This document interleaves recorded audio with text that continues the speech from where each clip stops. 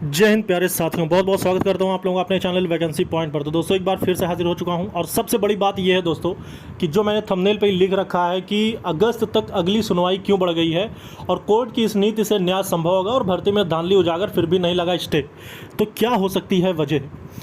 दोस्तों आपको मैं बता दूं कि सबसे पहले ऐसे कौन कौन से कैंडिडेट हैं जो इस वीडियो को देख रहे हैं और उनको ये लगता है कि भर्ती में डेट को एक्सटेंड कर देना, यानी कि भर्ती को पूरी तरह से खुली छूट और उसको हरी झंडी है और उसकी प्रक्रिया पूरी तरह से कंप्लीट हो जाएगी, उसके बाद उनको नियुक्ति दे दी जाएगी और उसके बाद अब इस भर्ती में कुछ भी नहीं होने वाला है।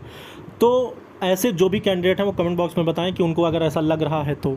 लेकिन मैं आपको दूसरे पक्ष के तौर पर बात करूं दोस्तों कि एक तो ये पहलू है ही कि ऐसा करने से तो ये चीज़ें मन में आ जरूर रही हैं, लेकिन मैं आपको बताऊं कि आखिर इसकी सच्चाई क्या है और कोर्ट ने क्यों इतनी लंबी डेट दे दी है।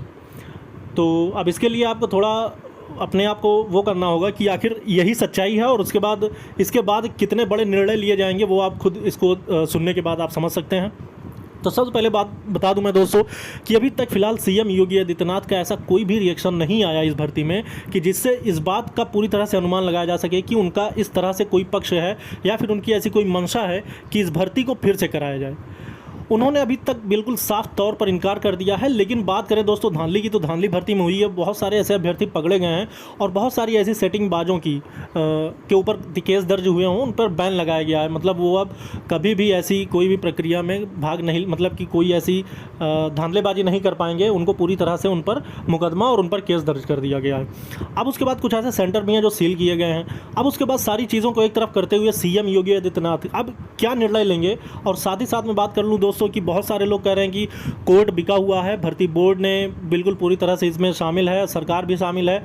तो इन सब चीज़ों को एक तरफ रखते हुए मैं एक तरफ आता हूं दोस्तों, तो ऐसा नहीं है कि कोर्ट ने इस केस को निरस्त कर दिया है। दोस्तों आप इस बात को समझने की कोशिश करिए। इसमें मैं आपको ये समझाना चाहता हूं कि अगर कोर्ट जो है ये 47 सीरियल नंबर पे जो पिछली बार की सुनवाई थी, अगर ऐसा होता कि 47 पे सुनवाई हो जाती, उसके बाद फर्स्ट बेंच में ही इस केस को निरस्त कर दिया जाता, तो ये मामला दूसरा होता, तब उस पर आप कोई भी संशय अपना उजागर कर सकते थे। लेकिन रही बात दोस्तों कि अभी तक ऐसा कुछ नहीं हुआ है, अभी कोर्ट में ये मामला अभी है, अभी लंबित है, मतलब कि अभी निरस्त नहीं हुआ है। तो कोर्ट में कोई भी मामला जब तक रहता है तब तक उस भर्ती पर संशय लगा रहता है।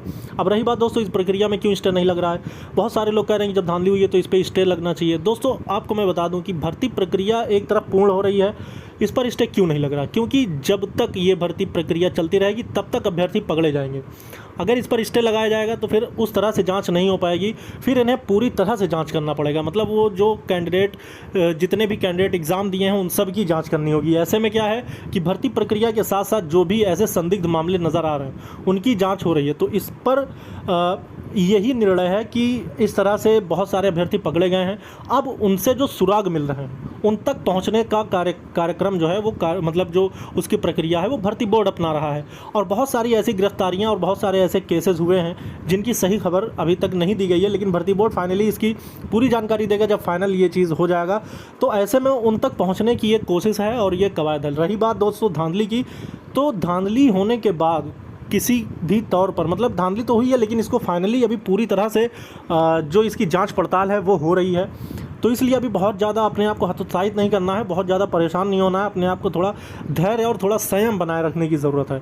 और रही बात दोस्तों, तो आपको पता ही है आज 44th डेज़ है, इको गार्डन में अभी तक आंदोलन चल रहे हैं और बहुत सारे अभ्यर्थी वहाँ पे बैठे हुए हैं, उनकी भी मेहनत रंग लाएगी और कोर्ट का अगली सुनवाई बहुत ही शानदार होने वाली है दोस्तों। तो लगातार चैनल से जुड़े रहिएगा। जो भी कैंडिडेट ऐसे हैं जिन्होंने चैनल को सब्सक्राइब नहीं किया तो फटाफट चैनल को सब्सक्राइब कर लेना और बिल्कुल भी निराश नहीं होना है। बात आपको पता ही है कि भर्ती में धांधली हुई है, लेकिन पूरी तरह से एक बार सारे ऐसे कैंडिडेट जो कि बड़े स्तर पर भर्ती में धांधली में शामिल हैं उनकी जाँच पड़ताल, उसके बाद उनसे जुड़े हुए लोग जो ऐसे संदिग्ध मामले पाए जा रहे हैं उन पर भी कड़ी नज़र और उस पर सरकार भी पैनी नज़र रखे हुए है।